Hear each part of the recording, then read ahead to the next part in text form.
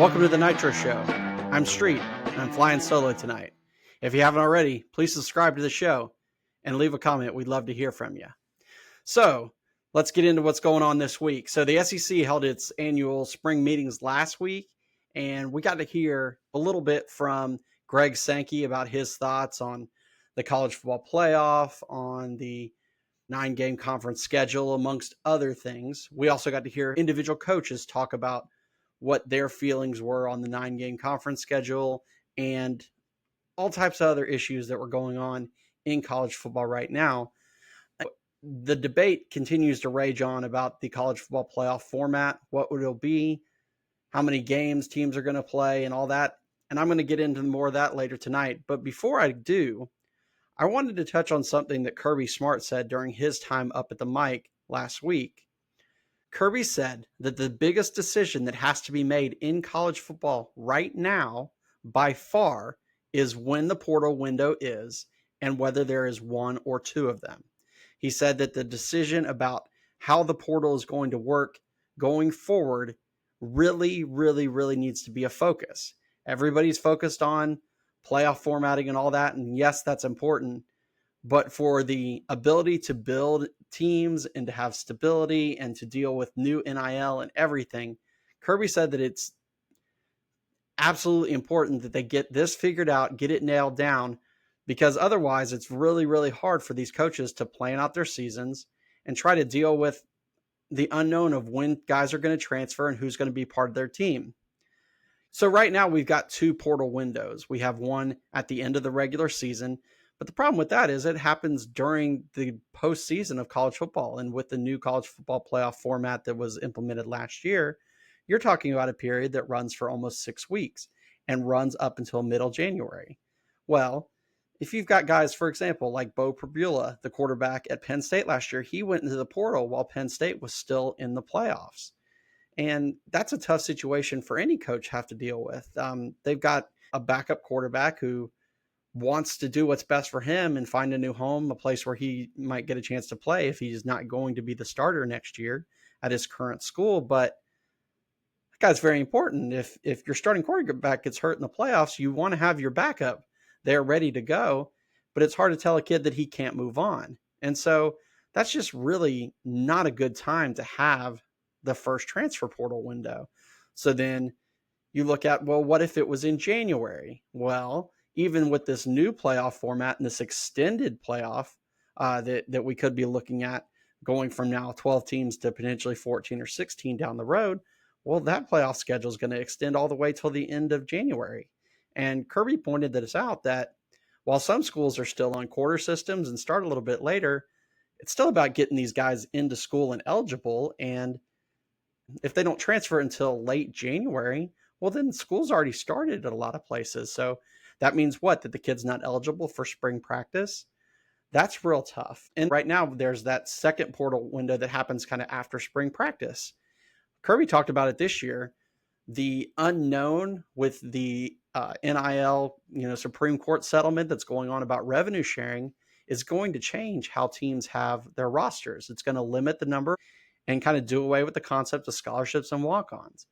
Well, that's really unknown right now. And until that settlement's final, teams don't really know what kind of roster size they're going to have. And Kirby said that the problem was this spring, there were guys that entered the portal thinking there would be a place for them to transfer somewhere else. But some guys found that there wasn't, because teams are hesitant to take on more guys, knowing that they may actually end up cutting people this year. So this is just kind of all a mess that has made it really hard for coaches to plan and try to manage a team through a playoff and through the end of the season and recruit and everything. And Kirby said, he said when he brought it up, you're not going to hear sympathy from the top. You're not going to hear people complain, oh, it's too hard because you're in the playoff. And Kirby understands that. I think his ideal world would be that the transfer portal window would be in January. That would allow one portal in January. It would allow guys to transfer, after their season was over, and it would allow them to be in a new place for spring practice to get in and learn the system. Kirby said the problem is guys can transfer right now. They transfer once, they go somewhere, they don't like it, and then they're transferring again, in the spring transfer window, and you don't even know what you have in terms of your team. And that makes it real hard. So he would love to have it where your team would be set. Essentially, after that January window, there would be no more transfers until the next year. Your team would be set for that year. That would let you work with your players in spring. It would let you integrate your guys coming in as early enrollees mid-year and, be able to move your team going forward. So I think that is the best option. I mean, nothing's perfect, right? The academic calendar is different everywhere, and that's part of the issue. But for coaches' minds and for them to be able to build a team but still focus on their jobs, particularly if they're still in the playoffs, when you want your coaches' attention focused on that and not on dealing with decisions of young men deciding to leave or stay, I think one portal window would be good. And I would hope that they would figure this out alongside of this NIL rev share deal with roster sizes, because otherwise this is just a real headache for all coaches to have to deal with right now. Kirby also was asked in another smaller interview what his thoughts were on the Georgia-Florida game officially being announced that it's going to be in Atlanta one year and in Tampa one year while the stadium in Jacksonville is being renovated. And Kirby, with a smile on his face, didn't seem too happy about that. He said that's an AD decision, not a decision that he would have made. When Kirby was at Georgia, that was the time when the Georgia-Florida game actually went on campus and was played in Athens and in Gainesville. Infamously, that was the game in Athens when Steve Spurrier decided to put up 50 on Georgia. Kirby joked that game wasn't fun for him because he was the kickoff returner for Georgia in that game, and he had to return 7 kickoffs, and he returned all 7 of them. He didn't take a knee on any of them, so he was really tired by the end of that game. But, thinking about that game in Jacksonville, my opinion is I love the game in Jacksonville. I think it is a unique thing in college football. It's one of those traditions that we still have. We've lost so much in the realm of this playoff stuff, and they're talking about canceling rivalries like USC and Notre Dame and things like that. So the fact that Georgia and Florida play that game in Jacksonville, I think is really cool. So that's something I definitely don't want to lose. But because the stadium is going to be worked on and will be unavailable to have the game there for a couple years, I wish as well that it was going on campus, because as a temporary thing, how cool would it be to have a Georgia-Florida game in Athens and one in Gainesville? I think this is a missed opportunity. And, at the end of the day, money is the real driver. And that's why it's going to be in Atlanta and going to be in Tampa. And that'll be cool. But Georgia plays plenty of games at Mercedes-Benz Stadium.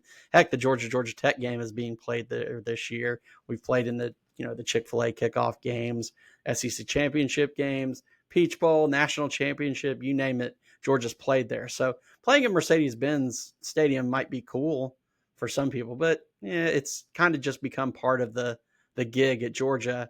I would have much rather seen that game temporarily played home and home, but it's not going to happen. So let me know in the comments what your thoughts are. Do you A, support the game staying in Jacksonville long term? And B, would you have rather have seen it been played home and home for these couple of years while Jacksonville Stadium is under construction? But circling back to the debate that is certainly ruling the college football world right now, and that's the debate over what to do with the college football playoff after the 2026 season, or after the 2025 season, but the 2026 national championship game. It's already been decided that they're going to, for this year, the 12 teams are going to be strictly based on seeding. The buys are going to be based on the top 4 teams, doing away with that requirement of the top 4 conference championship team getting the bye in the first round. And I think that will help for this year. But the focus is after this year, everybody knows that the format's going to change. The contract that locked in the 12 team format was only for 2 years.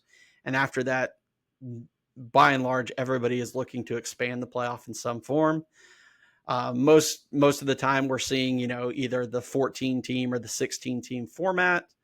And the big debate now that continues to rage on is what are they going to do about automatic bids for the SEC, the Big 10, the Big 12, and the ACC, and what are they going to do with at-large bids, the other way. Early on, it seemed like that everybody, the big conferences, particularly SEC and Big 10, are kind of leading this charge. It seemed like both of them were in favor of the model that gave them both 4 automatic bids into the playoffs, then 2 for the ACC, 2 for the Big 12, 1 for the group of 5, and then 3, either 1 or 3 at large, which could also include Notre Dame. But in recent days, the SEC is really kind of backing off that, and they are now pushing for a model that is 5 automatic bids. So that's the 4 conference winners plus 1 of the group of 5, and then 11 at large bids. Big 12 is also kind of on board with that, and it's kind of starting to gain traction. The Big 10 was on the opposite side. They wanted to keep the 4 automatic bids for the Big 10, 4 for the SEC. But as part of this debate, the Big 10 is now really, really starting to push on the SEC to add that 9th conference game that the SEC currently doesn't play. A lot of the SEC schools and the conference, are kind of getting defensive about how tough it is to play in the SEC, and how if they added a 9th conference game that would potentially cost them playoff spots. So it's an interesting debate, right? The SEC is the toughest and deepest league in the conference. I fully agree with that. We even talked about it a few weeks ago when we were mentioning the marks by Urban Meyer, that he said he thought that the Big 10 had kind of passed the SEC at the top, but the SEC was still deeper. I still believe that's true. The SEC schedule is a grind, and in certain years, some schools get it harder than others. I also understand that some people are like, well, not every school in the SEC had a tough as grind as Florida or Oklahoma or Georgia did last year. Yes, that's very true. But I would say that for any school in the SEC to go undefeated or to only have 1 loss in conference, like say Indiana did, it's a much more difficult task than what Indiana faced getting into the playoff last year, having never even beat a team that was in the top 25 all season. So the deadline to figure all this out for the 2026 season, so that would be next season, the 2027 playoffs, is December 1st. So they've got roughly, from today is June 2nd. So they've got roughly 6 months to get this thing figured out. I expect that it's going to take a while. I don't think this is something that they are going to figure out next week or even in a couple of weeks. And when they do get it figured out, it's going to be one of those big announcements, television show on ESPN, all the hoopla, all the analysts breaking every which way down. And then, of course, they'll compare, well, if this was the playoff format this year, who would be in, and all that jazz that they like to do. The one thing that sucks about all this is going to this expanded playoff, whatever the format ultimately is, if it's the 4-4-2-2-1-3, or if it ends up being the 5-11 model, you are going to see years where it is going to be heavily balanced to one conference if either one of these works it out. So even if the SEC is guaranteed 4, the Big 10 is guaranteed 4, and there's 3 at-large bids, there might be a year where the SEC or the Big 10 gets all 3 of those at-large bids.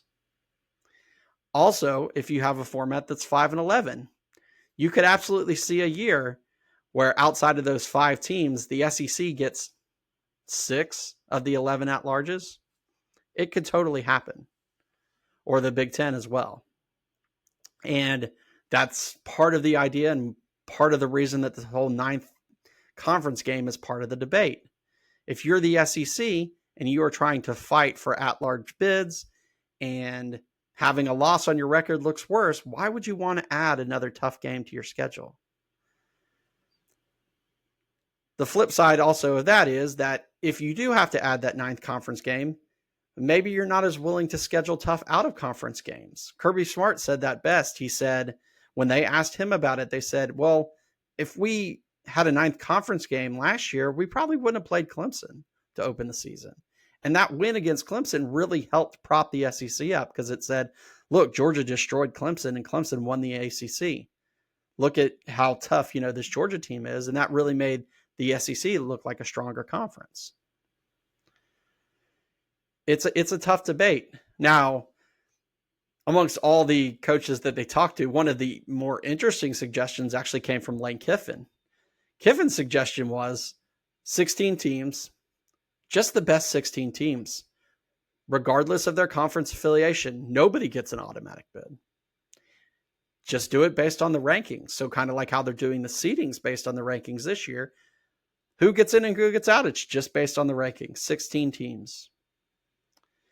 Another suggestion came up would be that potentially the SEC and the Big Ten, being kind of the power brokers of this whole situation, would have their own set of playoff games, essentially play-in games. A series of 8 games between the, kind of ranked out teams against the conferences. The top team in the SEC would play the bottom team in the Big Ten and so forth. Whoever wins those games gets the bid. So if the Big Ten won all 8 of those games, they get 8 bids. If the SEC wins 6 of those games, they get 6 bids and the Big Ten only gets 2. Something like that could be fun. My question is, how are they going to play all these games? They keep talking about adding more and more rounds of playoffs. At what point are college athletes playing as many games as the NFL? So you've got teams potentially in the NFL playing 21 games. Or what point are we going to have college teams playing 18, 19 games? It's a lot. So it's just a crazy debate, and it's going to continue to be debated throughout the summer. And no matter what the format is, there's going to be people who love it and people who hate it. At the end of the day, to me, all of this playoff madness has done, it's going to diminish the importance of conference championship games. Why are the top teams in these conferences, when they have automatic bids, going to want to risk getting hurt players like Carson Beck did last year in conference championship games? So conference championship games, I don't know how they survive, at least in the Big Ten and the SEC, where they're just not going to mean anything. This has also led to more football, which we kind of saw it last year. It led to a little bit of playoff fatigue. It's diminished our regular season. So at the end of the day, I am a traditionalist. And so somebody said the other day, this makes it seem like that we were really fine with 4 teams. My response is, hey, maybe we were really just fine with the BCS. Maybe that was the best way. The regular season was your playoff and everything meant something. And if you weren't one of those 2 teams, you didn't deserve to be a national champion. And that was it. I don't know. I don't think there's a perfect answer, but this is the world that we're in college football, and they're not going to go back. Let me know your thoughts on what you think is the ideal college football playoff format, or how we should decide the national champion. So another interesting piece of information came out this week. So today, I think they announced the which players would be on the ballots for the College Football Hall of Fame from different schools today, which was interesting. I think I saw Garrison Hurst was on there from Georgia, a very deserving player who should be in the College Football Hall of Fame. But another thing that kind of the College Football Hall of Fame announced the other day, that something that I wholeheartedly agree with, was that they decided to do something good for once. They lowered the required winning percentage for head coaches to get into the Hall of Fame. It used to be 60%, and they lowered it to 59.5%. And there was a very specific reason that they did that, and that was to allow Mike Leach to get into the Hall of Fame. Mike Leach ended his football career as a head coach with a 59.6% winning percentage, and under the old rules, he couldn't get in. And we all loved Mike Leach, one of the greatest characters in college football history, but also a very innovative mind in terms of offense and things that he did. And just one of those unique personalities that having him in the College Football Hall of Fame, I think benefits everybody. So I was glad to see that the College Football Hall of Fame, changed their rules to allow him to get in. I think it was a smart move. So now, because they've done that, now it's time that they start taking a look at some of their other kind of old archaic rules and maybe making a change to some of them too. Another rule that I think they definitely need to change is the minimum number of years coached for a head coach to be eligible to be in the College Football Hall of Fame. By rule, they have to be a head coach for 10 years, which is kind of dumb in and of itself, because there are some amazing coordinators through the history of college football that should be in, that were never head coaches. But B, the particular example I'm looking at here is Irk Russell. Irk Russell was a national championship winning defensive coordinator at the University of Georgia. He left after the 1980 season and went to Georgia Southern, restarted a dormant program, and was dominant at the 1AA level. At Georgia Southern, he won 3 national championships in 8 years. Now, his winning percentage was, off the charts. Obviously, he won 3 national championships, but right now he's not eligible for the Hall of Fame because he only coached 8 years. And I think that's dumb. I think a Hall of Fame is just that, a Hall of Fame. And college football, for players in particular, is limited anyway. You can only be a college football player. Well, used to only be able to be a college football player for 4 years, maybe 5. But still a very limited period. So the impact that one individual can have on college football in a short time is a very great. It's not like baseball where you need to have a 15-year career to have a big impact. And so I think that's a dumb rule, and I think they should change it. I think the other dumb rule that they need to change as well is the rule about that you have to be a first-team All-American to be eligible to be voted in as a player. That's a dumb rule because, heck, you could be an amazing player in a year where there are 3 or 4 amazing players at your position, and you may not be an All-American.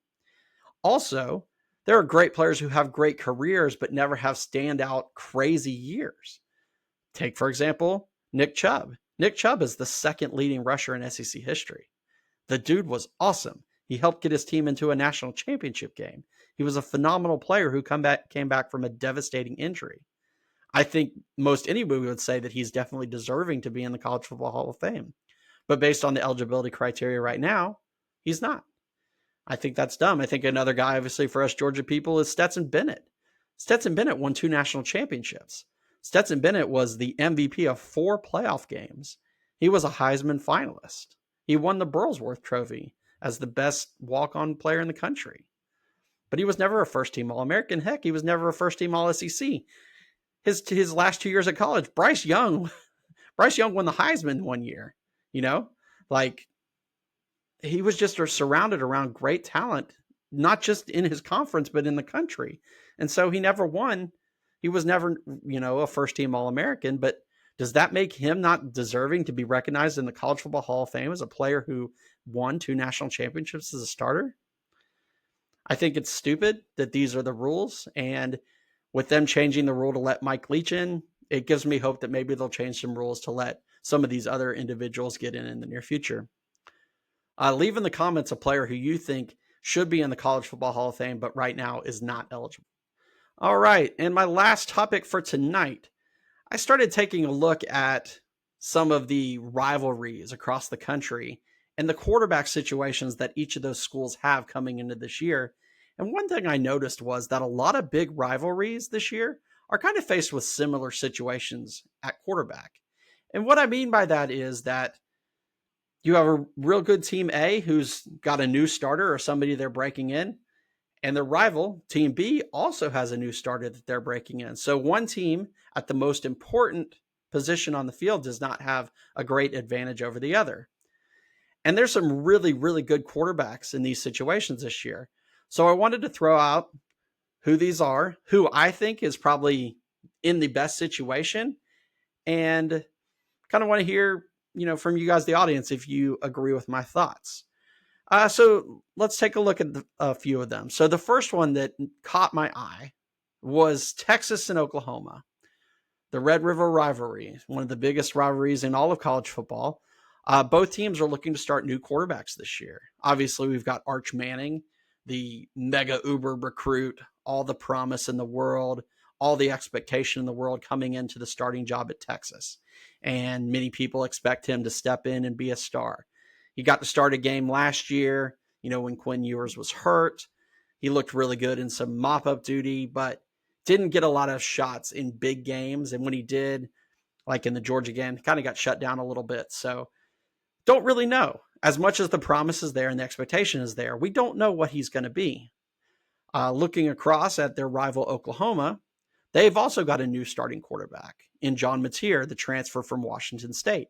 Now, the difference is that John Mateer is very proven as a starter. He had really, really good numbers at Washington State last year. I think he had, 29 touchdowns, 7 interceptions, something like that. So he's a very, very proven quarterback, but he was at Washington State last year, a team that was, I guess, technically still in the remnants of the Pac-12, but wasn't really in a conference and did not have the challenges that he's going to face in the SEC. So I ask you, if you had to pick a quarterback situation for these guys, which one would you rather have? Would you rather have Arch Manning's situation, being inexperienced but with lots of promise, with a talented group around him? Or would you rather have a guy like John Mateer, a proven quarterback but in a new league, on a new team, learning a new system?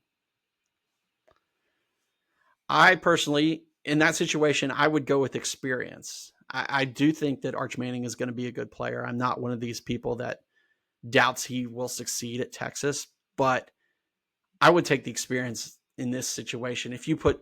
Let's put it this way, if you put John Mateer on Texas right now and you put Arch Manning on Oklahoma, who do you think would win that game? And I think almost everybody would say John Mateer.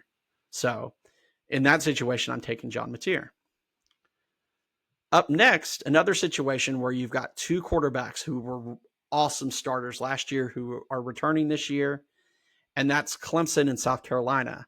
At Clemson, you've got Cade Klubnik, 5-star quarterback out of high school, who was up and down, but last year played fantastic. Tons of passing yards, tons of touchdowns, running the ball, was a fantastic player for a Clemson team that is really, really looks experienced, especially on defense this year, and is coming back, a little bit easier of a league in the ACC, and Clemson's probably going to be the favorite in that league again this year.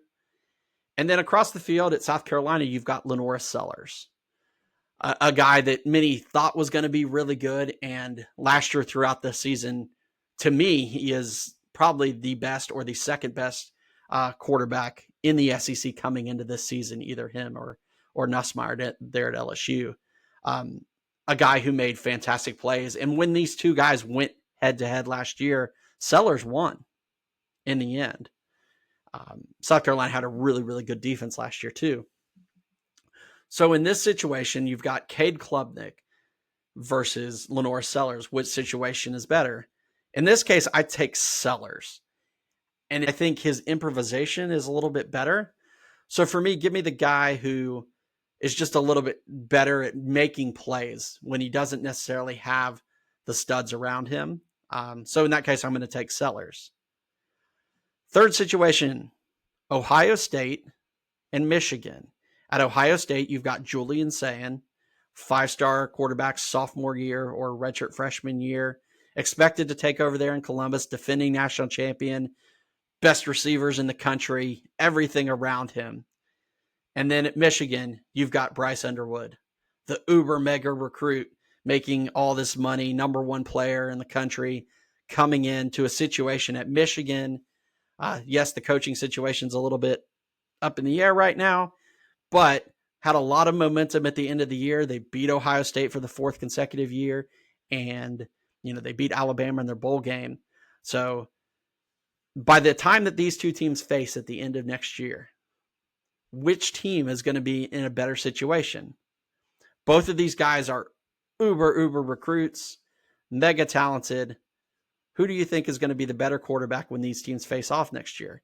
And once again, this is not so much about their teams, because if you're looking at their teams, I think in this case, you can probably say that right now, today, Ohio State is probably the better team on paper. But which one of these guys would you rather have in your backfield this season? For me, I would take Bryce Underwood. And that's one's really hard to pick because both of these guys are talented and both of them have not really played that much. So once again, I'm taking the guy that I've seen in some highlights is just the potential is off the charts. And so in that situation, I would take Underwood. Next situation I took a look at, Auburn and Alabama. At Auburn, you've got Jackson Arnold transferring in from Oklahoma. And over at Alabama, it looks like it's going to be Ty Simpson. It may be somebody else, but right now it looks like it's going to be Ty Simpson's job going into the year. This one's very interesting. Ty Simpson is a guy who was a 5-star at high school, has been behind some really good quarterbacks there at Alabama. Heard good things about him in spring practice, that he's really kind of taking command and this is his team. So, maybe they've got a lot of talent there at Alabama. He's got an awesome receiver in Ryan Williams. So they could definitely be good. On the flip side, Auburn, we know that Auburn has both recruited well at the receiving position and in the portal.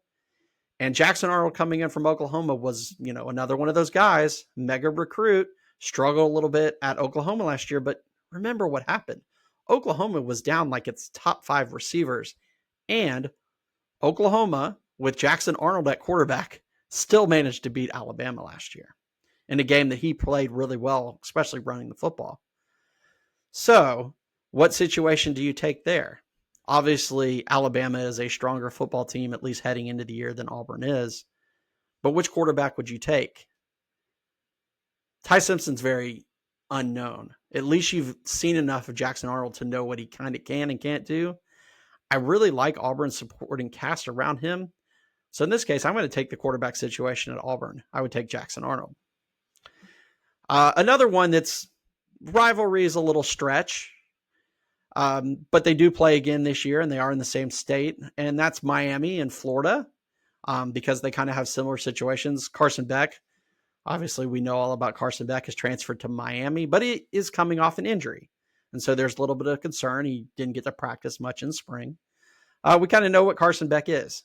He can make fantastic plays, but he can also do some things that question, some questionable calls, and leadership is kind of coming to question some. And then over at Florida, you've got DJ Lagway.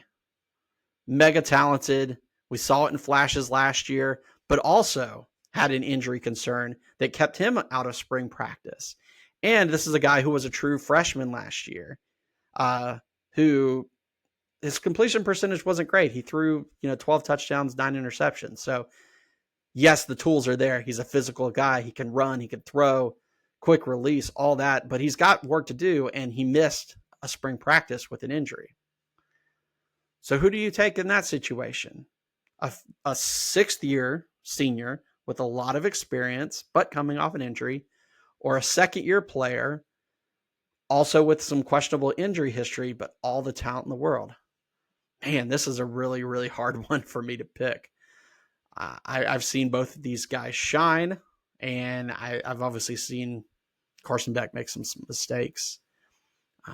The injury concerns are definitely a high factor there. I think I'm going to go with Lagway, just because the potential is so high there that he could be awesome. And we know what Carson Beck is and what he's not. So I think in that situation, I'll take DJ Lagway. Last one. Once again, it's another rivalry stretch, and it's an interesting situation because this is not what we expected. That's the situation at Georgia and Tennessee. So Georgia, we've got Gunnar Stockton coming in.